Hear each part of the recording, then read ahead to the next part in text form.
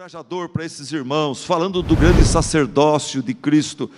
O autor, o Espírito Santo, vê a necessidade de parar a sua lição, parar o seu sermão, a sua carta. Ele vê a necessidade de falar: peraí, vocês não estão me ouvindo.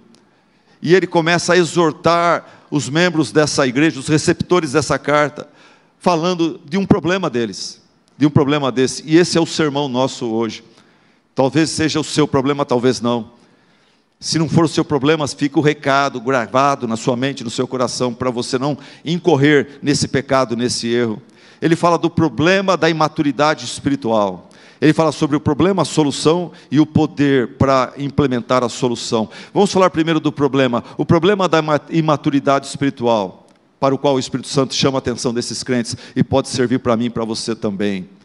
Ele começa falando: cuidado com o pecado da lerdeza mental dentro da igreja e na vida cristã. O crente pode se tornar lerdo, espiritualmente falando, mentalmente falando. Capítulo 5, versículo 11, vamos começar por aí. Capítulo 5, versículo 11, ele fala: quanto a isso, quanto ao sacerdócio maravilhoso de Cristo, eu tenho muito para dizer para vocês, coisas difíceis de explicar, porque vocês se tornaram lentos para aprender. Eu estou falando aqui, eu estou vendo que vocês não estão captando, vocês estão dormindo. O autor tem muito mais a ensinar, mas os seus ouvintes estão lentos, preguiçosos para aprender. Eles não eram ignorantes, eles se tornaram ignorantes, eles se tornaram lentos. Eles tinham se tornado espiritualmente lerdos, e isso é pecado. Você permitir que a sua atitude para com a palavra de Deus seja tomada por uma lerdeza, isso é culpa sua, é pecado seu contra Deus. Por isso o Espírito Santo lhes dá uma dura. Daí o Espírito Santo, no versículo 12, ele fala: cuidado, para com essa infantilidade espiritual. Pare com essa infantilidade espiritual, isso é pecado.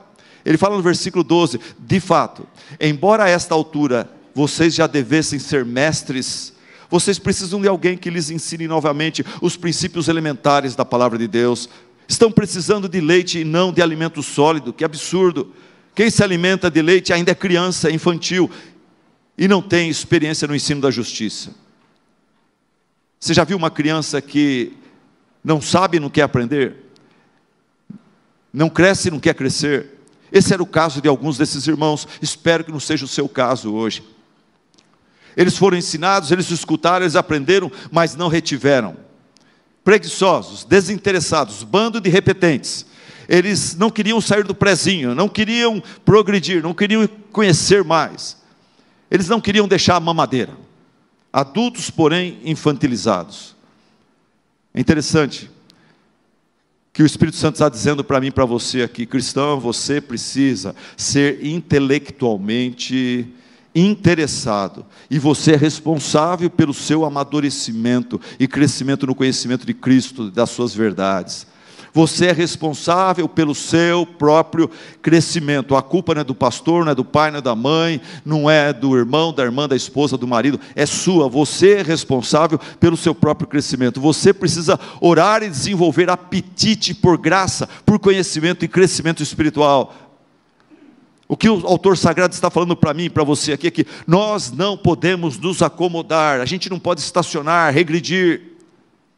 Aos jovens e idosos, Pedro, em 2 Pedro 3,18, fala: crescei na graça e no conhecimento do Senhor Jesus Cristo. Pedro olha para a sua igreja, ele vê crianças, adolescentes, jovens, adultos e idosos, e ele fala: essa palavra é para todo mundo.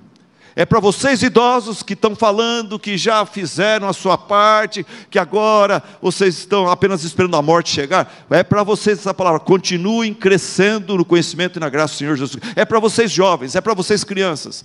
Todo mundo que é de Cristo precisa continuar estudando, crescendo, se desenvolvendo. Não há lugar para pit stop, não há lugar para férias, não há lugar para se aposentar espiritualmente falando.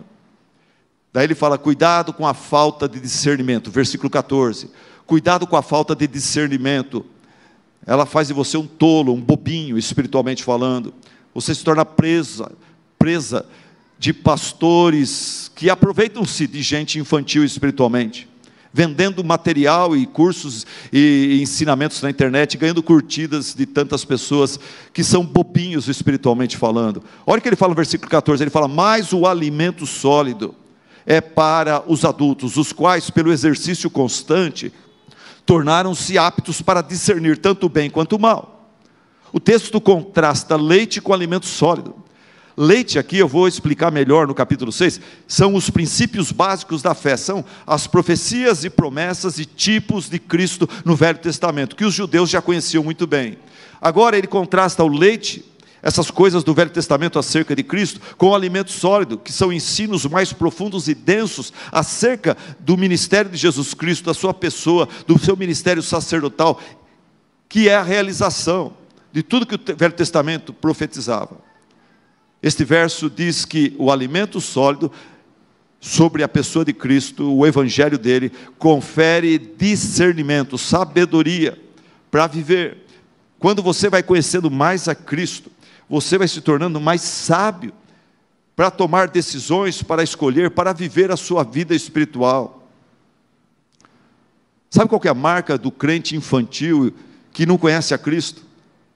E tudo bem, quando ele é novinho na fé, mas o duro é aquela pessoa que está tanto tempo na igreja, vai no IBC, mas não aprende, vem aqui nos cultos, escuta os pastores pregando, não aprende, fica sempre voado e preocupado com outras coisinhas, coisas passageiras, está sempre, não está sintonizado naquilo que é o mais importante, e daí ele chega na porta, depois de uma série sobre 1 Pedro, depois de uma série sobre o Sermão do Monte, depois de uma série sobre o que é o Evangelho, uma série sobre os 10 mandamentos, o crente chega para mim e fala: pastor, eu posso torcer para o Corinthians? É pecado isso? Pastor, é pecado ouvir a música do Calypso? Eu gosto tanto do Calypso, é pecado. Pastor, é pecado beber? Pois crente pode beber. E comer camarão? Crente pode comer camarão? Pastor, é pecado fazer tatuagem? Esse é o papo, é as perguntas de crente infantil que precisa crescer. A pessoa que entende a palavra de Deus, ele não pergunta esse tipo de coisa. Muitas dessas questões se resolve com o que? É para a glória de Deus, isso ou não? Estou fazendo isso para me aparecer, para me ostentar, porque eu quero, porque eu preciso, porque eu não estou confiando em... Então já resolve muito dessas questões. Para que você precisa de Corinthians? Por que você precisa ir no jogo dele? Por que você precisa ser tão apegado a isso? O que está faltando em Cristo na igreja para te realizar? Eu digo que eu sou torcedor do Santos. Gente, eu falo isso, mas eu nem sei o que está acontecendo com o Santos. Eu sei que perdeu para o Palmeiras recentemente, mas fiquei sabendo assim, chorei 10 lágrimas, irmãos, chorei nada. Estou nem aí com aquilo. Eu tenho coisas mais importantes, tem o reino de Deus, tem vocês para... ensinar, para cuidar, para acompanhar, para amar, tem vocês para me amar e ser amado, tem Deus, tem a palavra, tem tanta coisa mais importante do que ficar se preocupando com isso, com aquilo.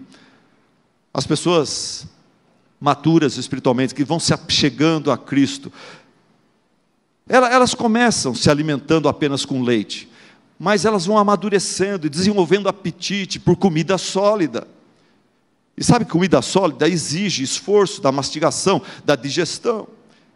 E esse processo proporciona para a pessoa maturidade, discernimento para viver e ajudar outros a viver. Porém, a estagnação leva ao desvio e o desvio leva à apostasia. Essa é a tese do autor, essa é a preocupação do autor.